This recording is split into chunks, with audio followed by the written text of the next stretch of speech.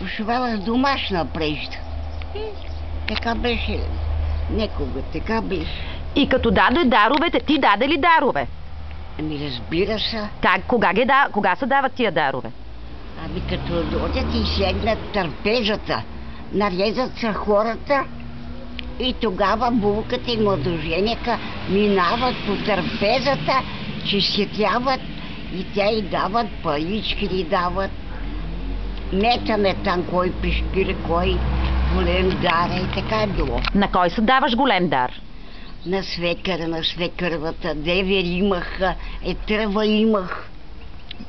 Сен ги дадал големи дарове. Кръстник, на кръстница. На те какво им даде?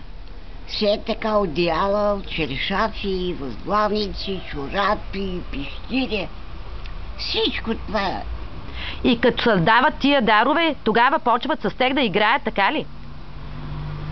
Тия дарове вземат от кръстника и шаферките играят. С тях играят, да ги дават паричка. Преди да дадат.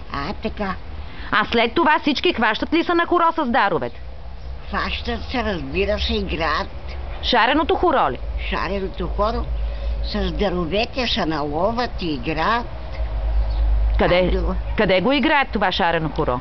Тук играеха от двора. От двора беше празен двора.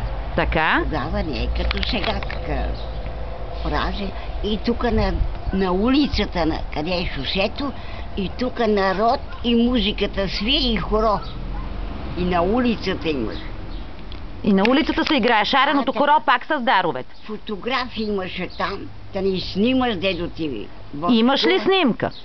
Имам там увеличена, имам. Имаш ли друга? Имам такава и по-малка, имам.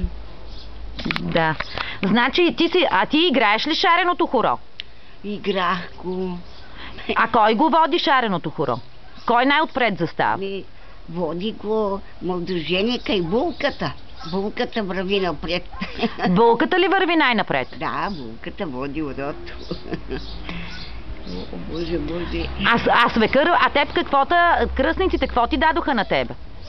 Те ми дадоха кобилица с 2 котли. Кобилица, 2 котли некога. Такива бакърни котли къде. И вътре имаше ли нещо в котлите? Имаше такава. Вътре венец по краищата на котлите, венеца. И вътре слагат бомбонки, карамелки, там каквото и да нещо за... А шареното хоро